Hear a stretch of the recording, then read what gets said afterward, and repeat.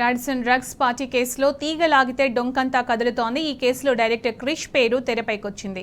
ఎఫ్ఐఆర్లో క్రిష్ పేరును చేర్చారు గచ్చిబౌలి పోలీసులు. క్రిష్ని 8వ నిందితుడిగా పేర్కొన్నారు. పార్టీ జరుగుతున్న హోటల్కి వెళ్లిన డైరెక్టర్ క్రిష్ రూమ్లో అరగంట పాటు గడిపారు. వివేకానందతో కొద్దిసేపు మాట్లాడారు. అయితే హోటల్ యజమాని వివేకానందతో తనకు అప్పుడే పరిచయం ఏర్పడిందని క్రిష్ అంటున్నారు. తన డ్రైవర్ లేకపోవడంతో వివేకానందతో అరగంట పాటు క్రిష్ చిట్చాట్ చేశారు. డ్రైవర్ రాగానే పార్టీ నుంచి వెనక్కి వెళ్లిపోయాడు. అటు ఎఫ్ఐఆర్లో ఉన్న నిందితులందరినీ పిలిచి విచారిస్తామని పోలీసులు చెబుతున్నారు. రాడిసన్ హోటల్లో కొకైన్ తీసుకున్న కేసులో డ్రగ్స్ సరఫరా చేసిన సయ్యద్ అబ్బాస్ను అరెస్టు చేశామని మాదాపూర్ డీసీపీ వినీత్ తెలిపారు. శ్వేత, సందీప్ పరారీలో ఉన్నారని చెప్పారు. డైరెక్టర్ క్రిష్ను కూడా విచారిస్తామన్నారు డీసీపీ.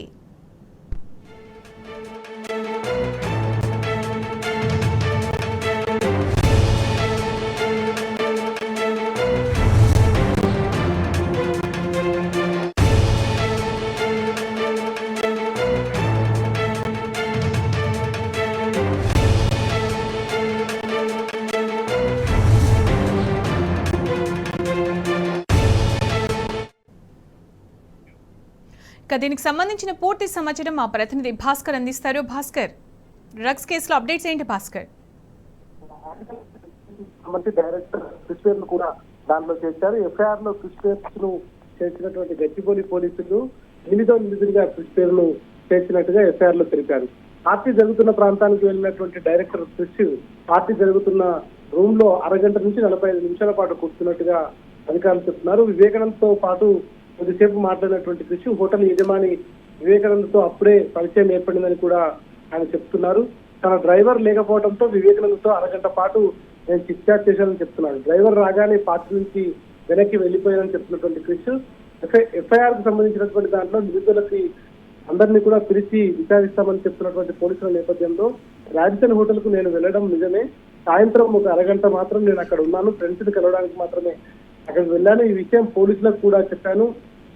దీనిపై వాళ్ళు కూడా నన్ను ఒక స్టేట్మెంట్ అడిగారు. సాయంత్రం 6:45 నేను హోటల్ నుంచి బయటకు వచ్చేశానని కూడా క్రిష్ చెప్పారు. అయితే ఇవాళ మాదాపూర్ డీసీపీ వినీత్ మాట్లాడుతూ మాత్రం రాడిసన్ హోటల్లో కొకైన్ సేవించిన కేసులో డ్రగ్స్ సరఫరా చేసిన సయ్యద్ అబ్బాస్ ను అరెస్ట్ చేశాము. అబ్బాస్ మాకు ఇచ్చినటువంటి స్టేట్మెంట్ లో ఇప్పటి వరకు 10 సార్లు గజ్జల వివేకానందకు డెలివరీ చేసినట్టుగా చెప్పాడు. ఎవరైతే బీజేపీ పార్టీకి సంబంధించినటువంటి నాయకుడు కుమారుడుగా చెప్తున్నటువంటి మంజీరా దానికి సంబంధించినటువంటి బిల్డింగ్ కు సంబంధించినటువంటి ఓనర్ ఎవరైతే ఉన్నారో గజ్జల వివేకానందకు ఇప్పటి వరకు 10 సార్లు అబ్బాస్ 10 సార్లు కొకైన్ ఇచ్చినట్టుగా చెప్పాడు. సేమ్ హోటల్లో గతంలో కూడా పార్టీలు నిర్వహించాము. దానికి సైతం నేను కొకైన్ ఇచ్చాననేటువంటిది అబ్బాస్ కన్ఫెషన్ లో చెప్పాడనేటువంటిది కూడా పోలీసులు పేర్కొన్నారు. శ్వేత, సందీప్ ఇద్దరు కూడా పరారీలో ఉన్నారు. చరణ్ బెంగళూరులో ఉన్నానని చెప్పాడు. తాను అందుబాటులోనే వస్తానని కూడా చెప్పాడు. ఆయన కోసం ఎదురు చూస్తున్నామని చెప్పారు. డ్రగ్స్ తీసుకున్న అనుమానితుల జాబితాలో డైరెక్టర్ క్రిష్ ఉన్నారు. ఖచ్చితంగా అందుకనే ఆయనను 8వ నిందితుడిగా దాంట్లో చేర్చాము. డైరెక్టర్ క్రిష్ డ్రగ్ పరీక్షల కోసం తమ దగ్గరికి కూడా వస్తానని చెప్పాడు. హోటల్ నిర్వాహకులపై కూడా కేసులు పెడుతున్నాం. అబ్బాస్ 10 సార్లు డ్రగ్స్ తెచ్చాడు కాబట్టి ఎక్కడి నుంచి తెచ్చాడు, ఎవరి దగ్గర నుంచి తీసుకొచ్చి ఎవరెవరికి ఇస్తున్నాడు, ఎన్నిసార్లు ఎక్కడి నుంచి తీసుకొస్తున్నటువంటి సందర్భంలో ఎక్కడా కూడా ఆయనకు సహకరిస్తున్నటువంటి వ్యక్తులు ఎవరు అనేటువంటిది సరఫరా చేసిన ప్రతిసారి 4 గ్రాముల కొకైన్ ను సరఫరా చేసినట్టు కూడా తెలిసింది. దీని అందరినీ కూడా ఎంక్వైరీ చేస్తున్నాం. ఎంక్వైరీ తర్వాత బయటపడుతుందని చెప్పారు. డైరెక్టర్ క్రిష్ ను విచారిస్తాం, క్రిష్ కు డ్రగ్ పరీక్షలు చేస్తాం, క్రిష్ రక్త నమూనా, మూత్రంతో పాటు ఇతర పరీక్షలు చేస్తే దాంట్లో ఒకవేళ ఆయన కన్జ్యూమర్ అని తెలిస్తే మాత్రం ఆయన పైన కూడా కేసు నమోదు చేస్తామని చెప్పారు. వివేకానంద డ్రగ్ పార్టీలు ఎందుకు చేస్తున్నాడో కూడా విచారిస్తున్నాం. గత 10 సంవత్సరాలుగా ఈయన చేస్తున్నారనేటువంటిది డీసీపీ చెప్తున్నారు. కానీ ఎక్కడ ఈయనకు సంబంధించినటువంటివి లేవు. హైదరాబాద్ లో మాత్రం ఈసారి చేయడంతో పట్టుకున్నారని చెప్తున్నారు. క్రిష్ అదేవిధంగా వివేకానంద్ అదే రోజు పరిచయం అయితే ఆ పార్టీకి వచ్చి క్రిష్ ఎందుకు డ్రగ్స్ తీసుకున్నాడు అనేటువంటిది కూడా ఎంక్వైరీ చేస్తున్నాం. అబ్బాస్ చెప్పినటువంటి కన్ఫ్యూజన్ ఆధారంగా అనేక విషయాలను ఎంక్వైరీ చేస్తున్నాం. ఆ ఎంక్వైరీలో పూర్తి వివరాలు బయటపడే అవకాశం కనిపిస్తోంది. ఇక ఎవరైతే పరారీలో ఉన్నారో పరారీలో ఉన్నటువంటి వారి కోసం ప్రత్యేక బృందాలు ఏర్పాటు చేస్తున్నామని చెప్తారు.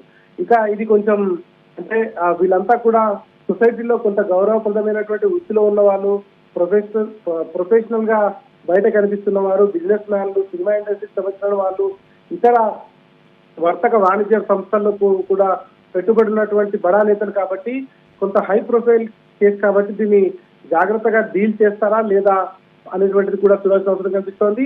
ఇప్పటి వరకు అనేక సార్లు వివేకానంద డ్రగ్ పార్టీని నిర్వహించాడు, కానీ ఆయనను ఎందుకు పట్టుకోలేదు అనేటువంటిది కూడా క్లారిటీ రావాల్సిన అవసరం కనిపిస్తోంది. ఇకపోతే హైదరాబాద్ జరిగినటువంటి మొదటి పార్టీగానే ఇది చూద్దామనుకుంటే గతంలో కూడా అబ్బాస్ ఇచ్చినటువంటి కన్ఫ్యూజన్ లో తాను డ్రగ్స్ నేను ర్యాన్సన్ హోటల్లో వివేకానందకు ఇంతకు ముందు కూడా డెలివరీ చేశారని చెప్తున్నాడు. ఇవన్నీ కూడా ఎంక్వైరీ చేయాల్సినటువంటి అవసరం కనిపిస్తోంది.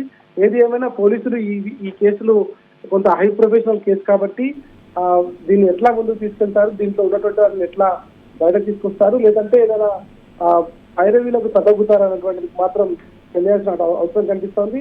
ప్రతిరోజు దీనిపైన ఎంక్వైరీ చేస్తున్నటువంటి క్రమంలో కొత్త పేర్లు కూడా బయటకు వస్తున్నాయి కాబట్టి వాటిపైన కూడా విచారించి ఫర్దర్ గా ముందుకు వెళ్తామనేటువంటిది ప్రస్తుతానికి మాదాపూర్ డీసీపీ వీరు చెప్తున్నారు. ఈ కేసులో ఇంకా ఫర్దర్ గా ఎంతమంది కొత్తగా బయటకు వస్తారు, వారిని పిలిచి విచారిస్తారా లేదంటే వాళ్ళు కోర్టుకు వెళ్ళి ఏదైనా బెయిల్ తీసుకుంటారా అనేది మాత్రం ఈ అబ్బాస్ ఇచ్చినటువంటి స్టేట్మెంట్ వివేకానందతో పాటు ఇతరులను విచారించిన తర్వాత క్లారిటీ వచ్చే అవకాశం కనిపిస్తోంది. Right Bhaskar, thanks for updates.